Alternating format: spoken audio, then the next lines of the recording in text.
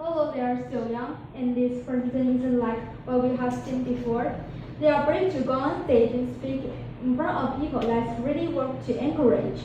Let's give them a big applause.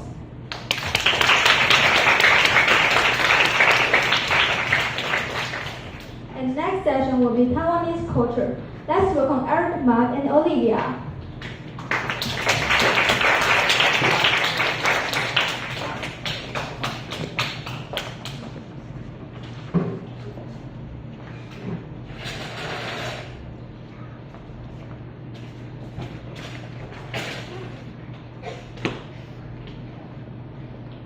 Hi everyone, I'm Olivia. And I'm Eric Ma. Today we'll introduce our country, Taiwan. Olivia, do you know where Taiwan is? Taiwan is in the Pacific Ocean near China and under Japan. Press the button. Thank you. And press again. And thanks, Olivia. And today we divided our presentation into 4 parts: famous scenery, traditional cultures, delicious food, and festivals. Olivia, I really like traveling. Do you know some famous scenery in Taiwan? Our tallest mountain in Taiwan is Yushan. Yushan is in the middle of Taiwan and is taller than Mountain Fuji in Japan. Next is Kending. Kending is in the south of Taiwan. Many divers come to here for the beautiful underwater world.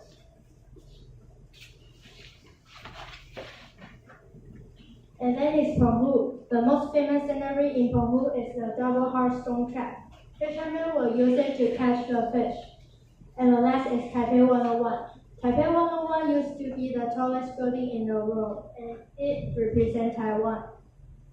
Eric, do you know any traditional culture in Taiwan? Yes, I do know some traditional culture. First is the puppet show. Puppeteers use movements of their hands, arms to move the puppet's body and head. And in order to attract more audience, puppeteers decided to add modern music and lights in the show.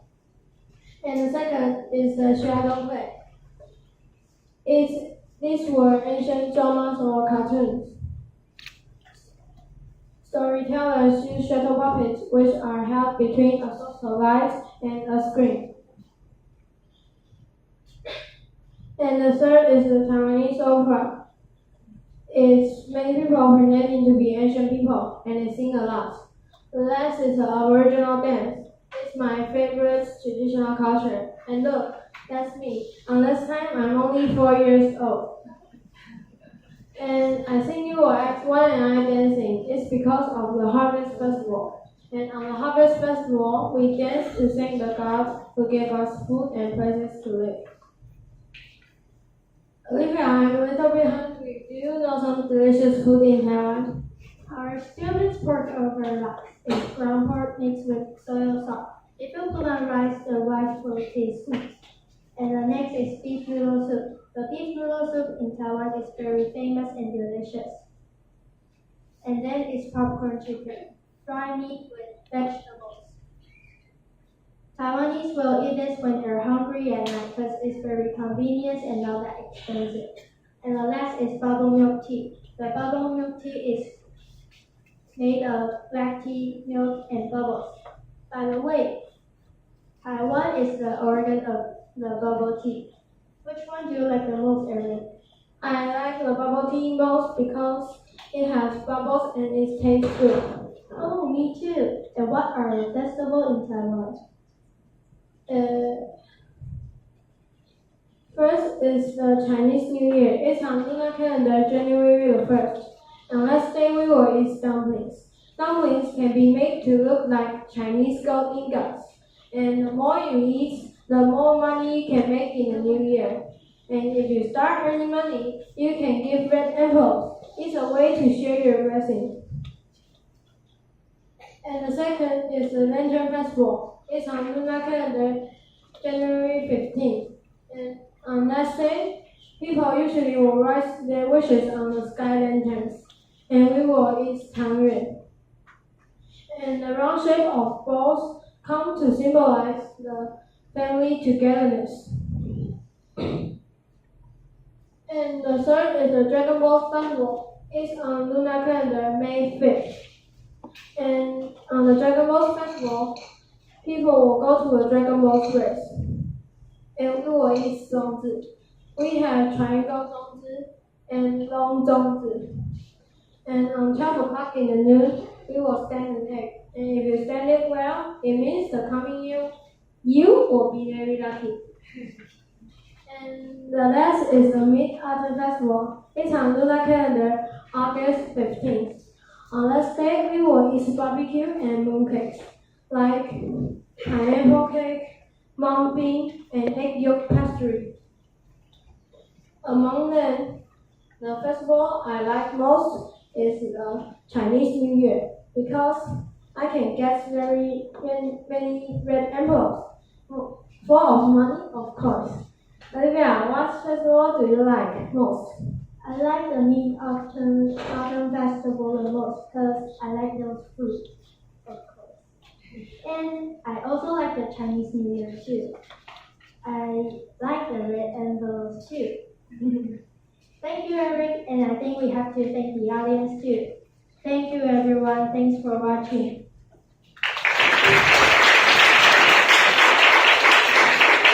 And that is the evaluation time. Let's welcome Chenko Yu to have some evaluation. All right. So first of all, Eric, right? Yes. Eric. So you like Olivia? So then why you keep looking at Olivia? All right. So remember your eye contact. You know they are your audience. So your eyes cannot only fix at one person. You know your eye has to go from right to left something. All right. Okay. So that's something you have to know. And besides, here's my suggestion. You know because I'm an old dog. But you are very young, so when I guess that your intonation is a little bit too flat. All right. So what about English is a rhyme language, so it can go up and down, up and down. So that's something you can make a great improvement about this. All right. And also I would like to know who makes the presentation, you yourself or? All right. That's a very good one because the image you pick up simple and easy to read. That's a very good one. That's a very good one. And also the structure. It's a little bit so basically a whole complete presentation. You gotta also focus on structure. But it's a little pity that the conclusion is a little bit weak. So next time, if you have another chance, don't forget. Make your conclusion better. All right, thank you.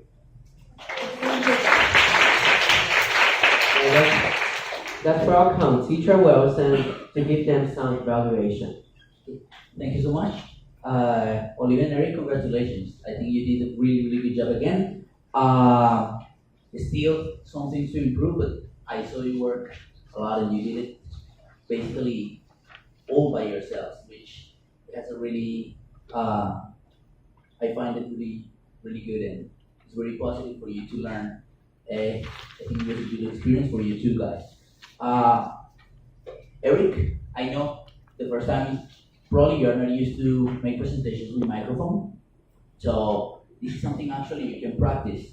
And for all the guys, maybe sometimes you can actually use microphones when you are doing rehearsals because it will help you. When you have big audiences, the use of microphone is very important because we might know, for example, when you wanted to clear your throat, yeah, at those moments, and continue, yeah.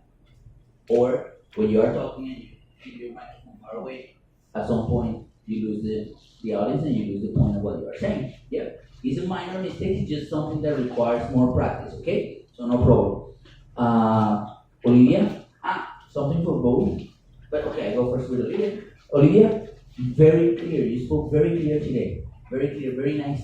Very nice to hear you speaking that way. And something I remember very clear when you were presenting at the very beginning. Yeah, that I told you the attitude that you have to smile because you were too serious. To see you today like that, it was really, really nice. It's a completely different impression on your presentation. It really irradiated happiness. It's really, really nice to see a presentation when the presenter is so connected and relaxed. It was really nice to see. Guys, when you were preparing the presentation, yeah, I think maybe the part of, for example, when you're talking about food, you can put a little emphasis on what is it? Yeah, for example, you talk about something. Did I say the word? Something. Yeah, you can say what it is. Yeah, but almost everybody know, but it's just part of the presentation. As I always tell you, every time you make a presentation, you should assume that everybody is ignorant.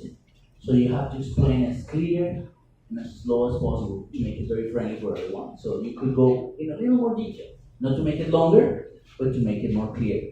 And you could explain, actually, I guess, and I dare to say, you are wearing red for a reason.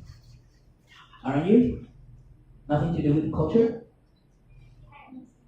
Yes, or was it coincidence?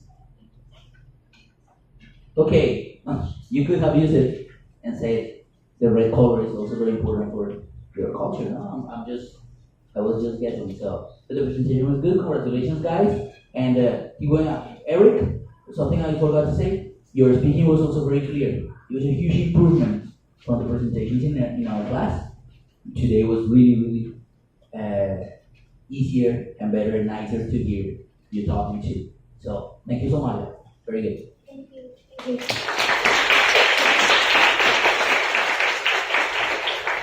Isn't Taiwan a beautiful country? 大家觉得台湾美丽吗？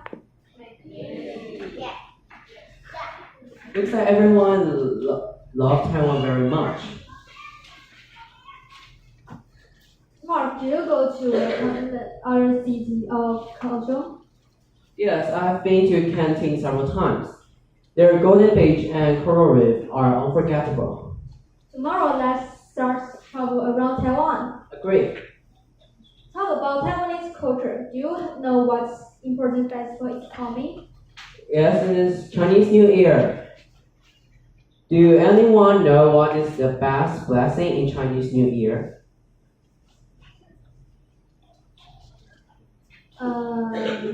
Eric, do you know what's the best blessing? I say Chinese. Yes.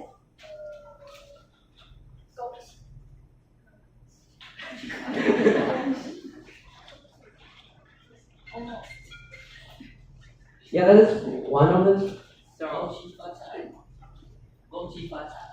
Yeah, you speak Chinese really well.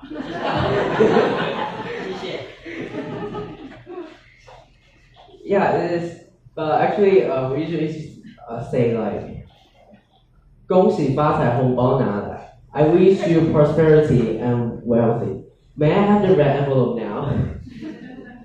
And practice more, you'll receive more envelopes. That's true. And let's move to next topic. Book review of Narnia. Welcome, Anne.